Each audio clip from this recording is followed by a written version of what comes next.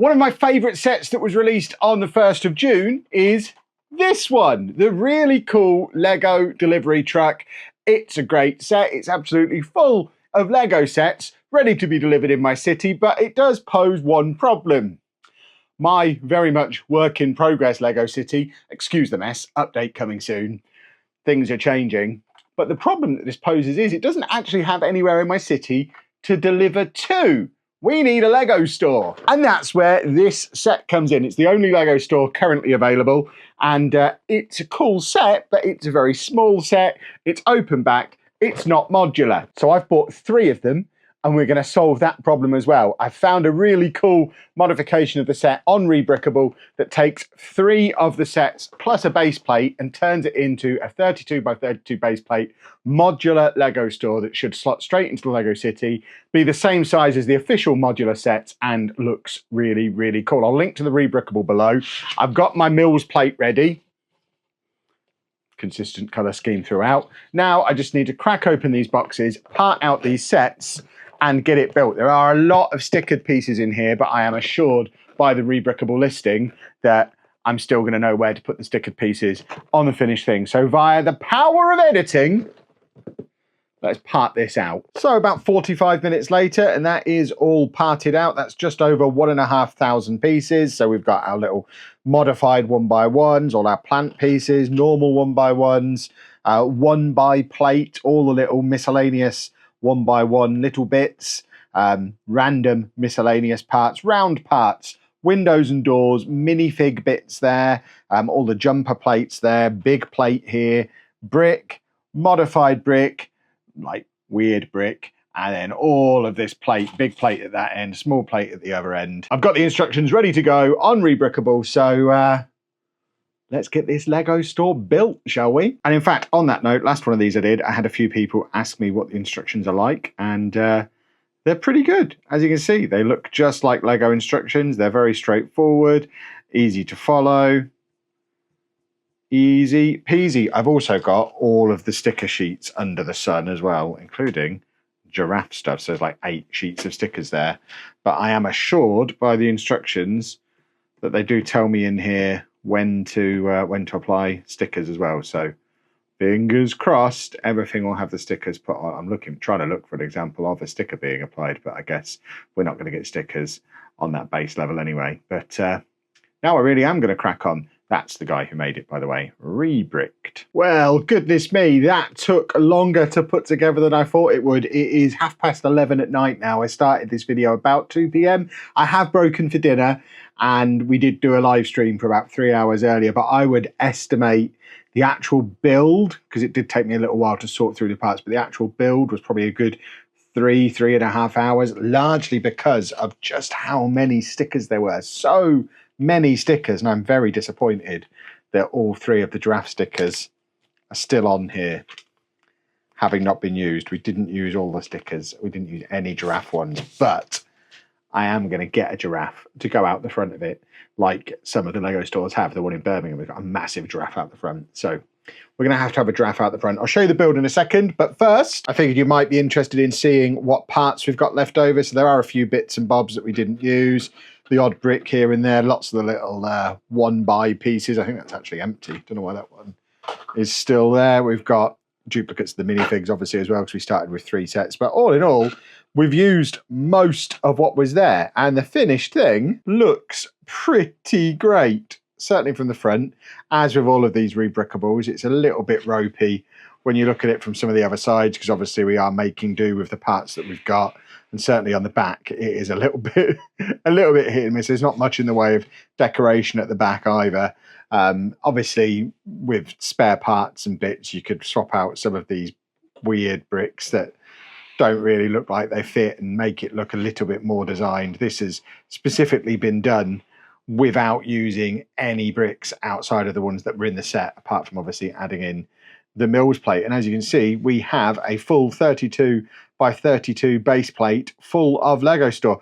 The same designer did have one of these on Rebrickable for a 16 by 32, so half the width, that only uses 2 of the Lego store sets. So if you don't need something quite this big, you could go for the half size one and only have to buy 2 of the sets. I think the Lego Store set is about £35. I'm actually thinking, despite me buying 3 sets and building this version, as the Lego City expands, we might actually chop it down to half size, because there is some duplication in it as well. We'll open it up in a second and have a look at what's inside, but I think we could probably get by with this half the size. So I maybe would recommend going for the half size one, although looking at it on Rebrickable, it is a little bit squashed together. But as you can see, we have got 2 floors. If ever there was a building that was crying out for lighting, it's this one, because you can just about see what's in there, but not very well. I think we might have to get some lighting in there at some point, but we have got some sets in the window. There's a train in there. There's a little botanical set as well. And then we've just got a little pile of sets there and the minifigs that come as part of this set as well. We've got obviously the Lego Store logo out the front, and then we've again got stuff in the window. On the top floor of the shop, a giant Lego brick, another train, a castle, and then a thing advertising the minifig factory. We've got lots of the multicolored stud work all around the set, just to give it that really cool Lego-y Lego Store feel, the giant bricks on there as well. And we've got the studs, the coloured studs all the way around the top, and using the majority of the sticker pieces to really give it that very cool, colourful Lego Store feel. But let's open it up and have a look at what's going on inside. And it is designed to be completely modular, so the ceiling just lifts straight off. We've got the little jumper plate stud things that all of the official modulars have. So the second floor just lifts off from the first floor as well. Because the original set doesn't have a proper staircase in, neither does this one. So this is a Lego Store where to get to the upstairs, you do actually have to go up a couple of ladders. So again, there's modifications that could probably be done. We've got a couple of ladders to get up the stairs, and also a back door that leads out to that alleyway as well. So you could, if you are a rascal, sneak your way in. But you can see the inside of the store a lot better with the roof off, and you can see we've got lots of Lego sets inside there. If we have a look in from above, you can see the wall there is absolutely covered in sets, and the camera is struggling to get close enough to pick it up, but they are all actual Lego sets. So you've got the Technic cars, you've got various Lego City sets. There's a train there that I can see. You've got the typewriter. So they're sets that were available when this set was actually launched. There's a Lego Ideas dinosaur set in there as well. We've got an enormous pick-a-brick wall. I'm a big fan of the amount of pick-a-brick that we have in this store. I would very much like this store. And then you've got the build a minifig station in there. There's one of those on each floor. The till is in there as well. And then we loop round to this side. And once we get past the ladder, we've got some more Lego City sets across there, and then you've got some Duplo, some Ninjago on that wall, even some of the modulars, the Lego Creator sets in there as well, a few modular buildings and bits and bobs. So it is very cool. We then have the precarious ladder that takes you up the stairs. I love a Lego store. I am not climbing a ladder to get upstairs in one though. But then you do come upstairs through the little hole in the floor via the ladder, and then this is the upstairs. So we have our full-on minifig factory in there, where you've got the little minifig production pods and various minifigs in there, and lots of good use of all of the stickers that come with the set. So many stickers. We have another till at the top there as well, and more bits and bobs in the window. I love the castle. I think the castle design is so cool. The train's good too, but the castle is just such a really clever use of the bricks. Obviously, these designs were all part of the original Lego Store set, which you can pick up for, as I say, about £35. We've got some more sets piled up on shelves there. So we've got some Duplo, some Lego Friends, some nice big green drawers at the bottom, and again, lots of the colourful art pieces, big open windows to try and get some light in. But realistically, this is going to be probably having modulars right up against the side of it, because it does fill the full width of the base plate. So these windows on the side are fairly useless, and I think we are going to struggle for getting light into this building. I'm also a little bit disappointed that despite having the tills, and the tills again were a feature from the original set, there's not actually any Lego Store staff. A minifig in a Lego Store uniform would have been really, really cool for a set like this, just so you could have someone stood behind the counter. I think that's a big miss, but it's presumably something that you would be able to to pick up online, and I think we might have to get some Lego store staff involved. But that is very much nitpicking, and overall I am absolutely delighted with this build. Cost wise, like I say, I've knocked a little piece there. The 3 sets were £35 each, so that's what, £105, and then it was another £5 or so to get the rebrickable plans, and then a Mills plate is probably about £15. You obviously don't need to Mills plate it. You could just use a normal base plate, which I think is, what, £8 for a normal base plate. So if you were to just do this from scratch with none of the stuff, you're looking at probably a total cost of about £115 to £120. Add another 10 or 15 on if you want to Mills plate it as well. So at the end of the day, it is a Lego Creator modular size build for cheaper than the price of a modular. And that's my goal with all of these rebrickable buildings that we're going to be including.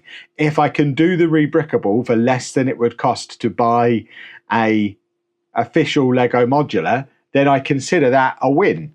And I think this one's definitely a win, and it looks really cool. And of course, the original goal at the outset was for us to have somewhere for our really cool new Lego delivery truck, whose truck is falling apart. But we wanted somewhere for the Lego delivery truck to deliver to, and we absolutely have that now. The truck comes with the awesome little forklift truck, and I guess this is your reason for having the back door, because they can come around the back, deliver into the back door, and that's how we get our Lego sets delivered. So I can now sit and play at doing Lego delivery. And then as far as placement in the city goes, as you can see, the city is very much in a state of flux once again, because, and this will be in a Lego City update video coming soon, I think I'm probably putting the train loop back in and also moving the modulars on the top forward to get another train in behind them. More details to come soon. So this is by no means a permanent spot, because quite apart from anything else, I've got so many corner modulars that I'm not wasting a corner on something that doesn't need one. But that gives you an idea of how it fits in size-wise with the rest of the modulars that we've got down there. It doesn't look out of place. And I do quite like the idea of it having a little delivery side street for the truck to be on. And I think that's actually not the worst positioning, although it was literally just a gap for us to plonk into temporarily. I think it works quite well, and also keeps the light able to come in from the two sides, which is very handy as well. I think that is a very cool addition to the Lego City. And similar to the request I made on the last one of these rebrickable videos, if you've got more of these rebrickables that you've done or you've seen that you think would look good in the city, let me know. I am really enjoying this side of Lego City development. It's certainly a lot cheaper than going out and buying all the retired modulars. I've certainly got the Sesame Street one still to do. In fact, I've got the parts for my Sesame Street one over here. So that video will be coming very, very soon. I've got a supermarket to do as well. I've got 4 copies of the Cozy House. There's various ones of these that we're going to be doing. So plenty of rebrickable stuff still to come. And like I say, new Lego City update that deals with this coming very, very soon as well. But if you have enjoyed this video, please make sure you leave a nice big thumbs up on there for me. Subscribe to the channel for loads more Lego content, including, as I record this, bearing in mind I'm trying to get this video released tomorrow, as I record this, in about 10 hours time, me and Anna are driving up to Manchester. So expect to see a 4 Northwest Lego stores video in one day coming very, very soon, like we did with London when we did the 4 London stores in one day. We're going to try and do the 4 Northwest ones, so 3 Manchester, 1 Liverpool. That is if I get this video edited, uploaded, and get some sleep. So fingers crossed. Subscribe if you're new. Thanks for watching. Bye-bye. It looks really cool behind me as well. Doodle pip.